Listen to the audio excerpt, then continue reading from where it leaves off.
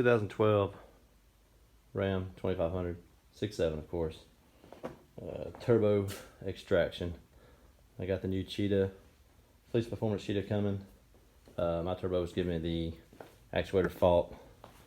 Actually was running pretty rough, so took it off, ordered the new one. But I wanted to show everybody, since I use YouTube a lot, let's see if I can give back a little bit, show a few things I did to make this extraction easier that I couldn't find online anywhere. So you won't get as busted up as I do, hopefully. First things first, of course you've got to drain all your fluids. That's what I did.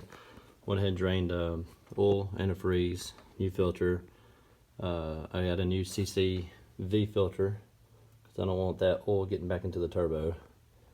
I replaced all the fluids right off the bat. I haven't put them back in yet. There they are. But anyway, so first things first, pull your airbox, of course, battery on that side, and this fender well. This wheel has to come off. Let's go ahead and do it. I couldn't see doing the job with that, with it still on. So anyway, the few tricks I want to show everyone about that I had to learn the hard way. I did not take my downpipe completely off. I feel like if I'd have done that, I would have had a lot easier time getting this turbo off. This heat shield here, if you guys can see that, I had to either taking this off or bending it down was a must to get to this line, this oil return line on the bottom of the turbo, in the most difficult spot to reach. I was able to bend this and actually get underneath the truck with every extension I own and a 10mm socket to get them off.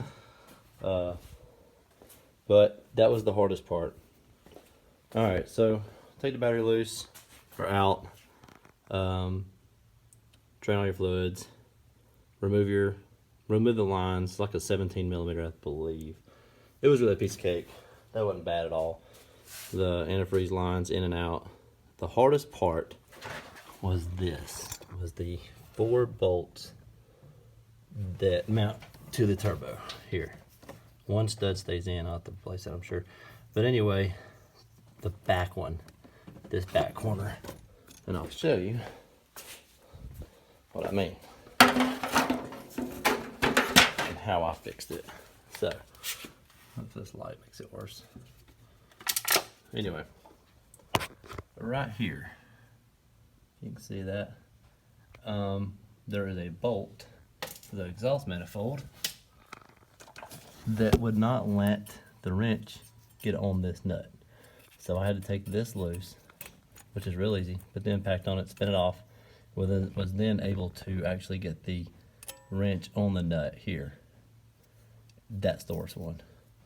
And the other thing I had to do to get that off, because they're on there very well, I use this. It's kind of like a catalyst, kind of like PJ Blaster, but it's BG. I took one of my cheap wrenches. I took my tool, cut off tool, and I cut the end off. The reason being, because I don't know where my cheater bar is, I had to take the one off my jack handle, wherever it's at, and I had to come in this way and get it on, hook it with the cheater bar to pop it off, to get it to come off. It's on there. Even let it soak in that.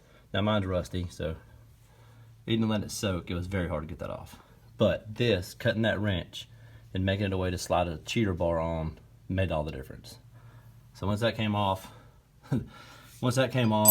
then this was the problem.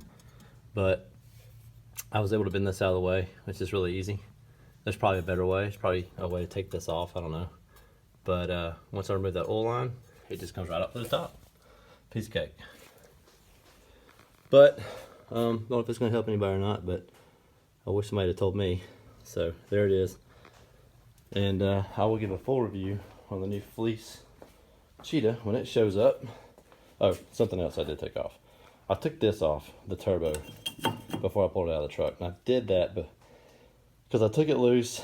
I think I could just pop this off without moving the downpipe, but I actually ended up moving a hanger that was holding the exhaust on, and moved the exhaust a little bit down underneath the truck. But it made it to where this moved, my downpipe moved enough to where I could get it off. So you might not have to take that off, but anyway, that's it.